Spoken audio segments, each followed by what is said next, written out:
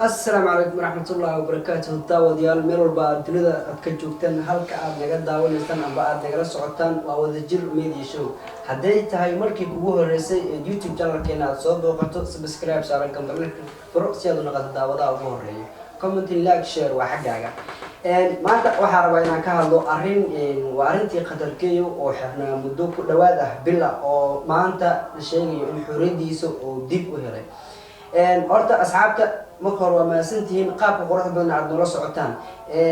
haddii aan u guda galo videoga maanta oo ku saabsan qadarkeeyo. qadarkeeyo wuxuu ku xirnaa dalka Ethiopia arrimo xoogaa dhanka iyo baasaboorada sida dadka qaar ay sheegayaan. arrin aad looga xumaado in fanaan Soomaaliyeed oo muddo ku xirnaado xabsi aan nagala gaabiyo. waxaana shacabka Soomaaliyeed looga baahnaa in ay ku dadaalaan sidii ay xabsiga ay uga soo day lahaayeen fanaankooda caanka ah haddana ah wiil dhalinyaro ah oo ummadda Soomaaliyeed dhexdeeda ku leh magac weyn. shacabka bulshada Soomaaliyeed lagu soo gudbiyo waxyaabo aad u xiiso badan oo heesihiisa yihiin kuwa aad looga daba dhacay. horta waxay ahayd marka hore in aysan wax badan oo xabsiga ku jiro oo ku jiray qadarkeeyo noloshiisa saameyn ayay ku yeelatay. waa dareemi doontaan warar helaya sheegaya in qadar haatan la sii daayay oo beedka Facebook telefishinka qaranka ayaa lagu soo qoray in xabsiga laga sii daayay qadarkeeyo oo ku xirnaa dalka Ethiopia oo muddo ku dhow bil. horta ummadda Soomaaliyeed marka hore waxaa looga baahnaa in ay ka dhiidhiyaan sidii xabsiga looga sii dayn lahaa. ugu yaraan xataa looma baahnaan qadarkeeyo inuu xabsiga laba bil ku jiro balse dadaal yari jirta aawadeed ayay ku qaadatay in muddo bil ku dhawaada oo xabsiga ku jiro. balse waa arrin aad looga xumaado. shacabka Soomaaliyeed waxaa looga baahnaa iyo dowladda Soomaaliyeed in ay qadarkeeyo arrintiisa ay fargeliso ayna ku qaadan muddo bila inuu xabsiga ku jiro. ugu dambeyntii waa la sii daayay. qadar noloshiisa saameyn badan ayay ku yeelatay. waa dareemi kartaa xabsi markii la soo maro. haddana ma ahan dalalkan waa dalka ugu adag xabsiyada dalalka loo eego. dalka Ethiopia qofkii xabsigiisa gala kulleeto nolol aad u xun ayuu soo mari doonaa. kulleeto waad arki doontaan qadarkeeyo naftirkiisa waad ka dareemi doontaan dhibaatooyinkiisa. asaana warbixino badan ka bixi doona qaabkii iyo sida uu ku gala xabsiga. isqabqabsi badan ka bacdi waxaa suurta gashay in xabsiga laga sii daayo. horta waa arrin aad loogu farxo. shacabka Soomaaliyeed way ku farxeen balse markii hore ayaa waxaan kaga baahnaa dhammaanteen in aan suurta gelino qadarkeeyo xabsiga laga sii daayo. marka horta ummadda Soomaaliyeed qaarkood way garab taagnaayeen mar walbana way u duceynayeen sidii xabsiga loogu sii deyn lahaa oo ugu dambeyntina ay u suurta gashay. balse marka hore waxaan kaga baahnaa in aan garabka maanta taaganaha siinayno aan siino. qadar waa dareemi kartaa heeso badan oo soo qaaday oo xiiso leh.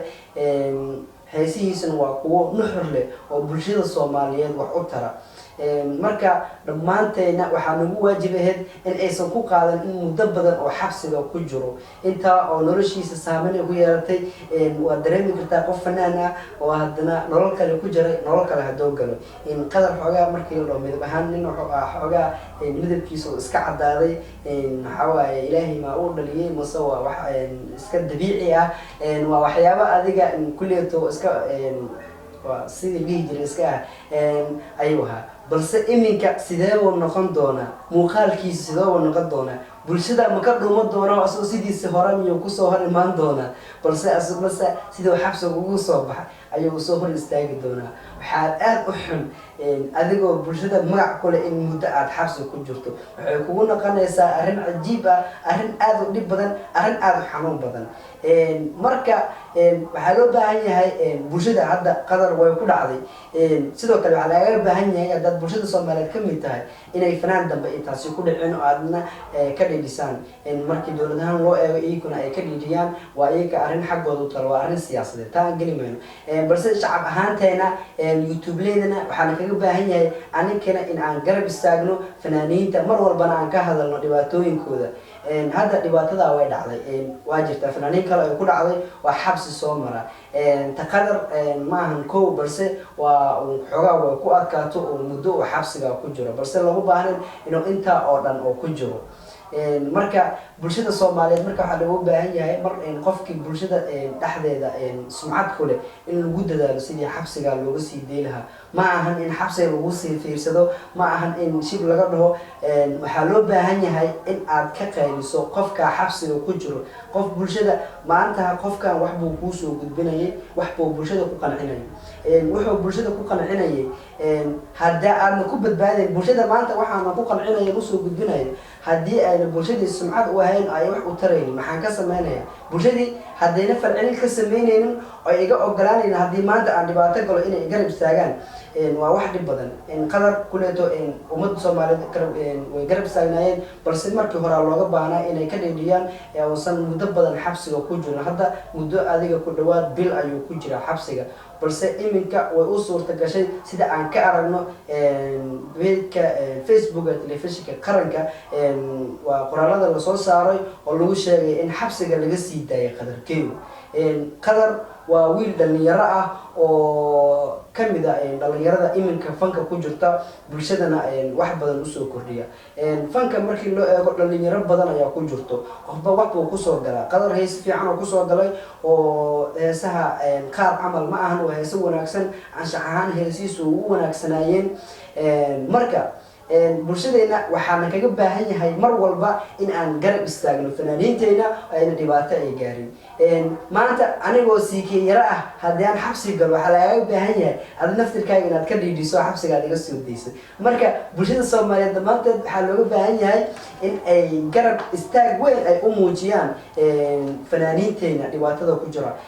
fanaaniin badan jiro oo dhibaatada soo kale la soo kulma marka waxaan kaga baahan yahay dhammaanteen inaan garab istaagno ani ahaanteyda waan garab istaagsanahay youtube-leeda dhan caalamka ku noolaato Soomaaliya qadar way garab istaagnaayeen mar walba way ka dhiidinayeen oo waxay dhahayeen qadar xabsiga laga sii daayo war dawladda awday ha u kacaan shacabkii aaway ha u kacaan waxaan kaga baahanahay balse in aan mar hore u kacno aan isku dayno qadar inaan xabsiga ka sii dayno inuu ku qaadan ma bil ku dhawaad bil fanaan xabsi ku jira way adag tahay noloshiisu nolol adag nolol wuxuu ku soo ku jiray wanaagsan 4 sano la soo dhaafay kadib ka hor horta ma la sheegi karo qadar ka hor lama aqoon 4 sano oo had iminka la soo dhaafay ayuu qadar maslaxa ku soo koray qof markuu soo koraa maslaxa jil cusub jiro soo kori doono balse qadar waxay ku xabsi ugu horeeyay kuleeto aan maqla dalka Ethiopia waa dal xabsigiisu adag yahay oo kuleeto xabsi qof walba yaqaano dhibaatadiisa jiifka meesha jiifanayso waxa waaye waa meel sidee tahay aad tahay waa sidee tahay lagu sheegi maayo marka soo aragta dareemi doonta waxa lagu keenaya ma ahan dooradii aan cuni jirtay ma ahan chicken-kii aan cuni jirtay ma ahan ya malaygii ma ahan briiskii ma ahan baasadii ma ahan kulleeto cambuula lagu keeni doona halkaas ayaa cambuulada ku cuni doonta marka waxaan kaga baahan yahay dhammaanteen inaan qof walba oo Soomaali ah oo dhibaataysan aan dhibaatada ka dul qaadno fanaaniinteena heer weyn ay noo hayaan bulshadana wax badan ay u soo gudbiyaan waxaan kaga baahan yahay mar walba oo dib ku yimaada in aan garab istaagno adinka la socdo waa mahadsantihiin qaabka quruxda badan aad YouTube-keena ugu xiran tahay mar walbana waxaan kaga baahanahay aninka inaad garab istaagtaan fanaaniinteena inaad garab istaagno aninka dhan hadaan isgarab istaagno aan iswalaashano dhammaanteena dad muslimiin aan ahay oo isla socdo oo walaalo ah oo isla dhashay waxaan kaga baahan yahay in aan saan noqono gacmo wada jir ay wax ku gooyaan qadar shalay haddii dhammaanteen aan ka qaylinayn kuma qaadan lahayn inuu daqiiqado gudaheed xabsiga ku jira balse waxay ku dhacday taas in aan aninka ka gaabino bulshadii ay ka gaabiso dawladdiina ay ka gaabiso haddii aan dhammaan isku duubanahay mar walba waxaan dhibaatada ka dul qaadi karnaa qof walba oo dhibaataysan xabsiga ku jiro ambahaas ku jirin qadargeeyo horta hambalyo ayaan ku leenahay waa dareemi doontaan social media hambalidiisa ayaa taalo maadaama xabsigii aad ka soo baxday aan ahaanteena haddaan nahay bahda wadajir media show waxaan ku leenahay hambalyo mar walbana garabkaagaan taaganahay mar dambana si u dhicin bulshada Soomaaliyeed waxaan ka codsanaynaa inay garab istaagaan YouTube-leyda iyo fanaaniinta qof walba dhibaataysan aan isku dayo inaan dhibaatada ka dulqaadno halka aad naga daawanaysaan waa Wadajir Media Show barnaamijka waxaa ina socodsiinaya anigoo sii ka yara inta barnaamijkan mid laceen aan kulmi doono waa bahdi Wadajir Media in sidaas iyo nabadgelyo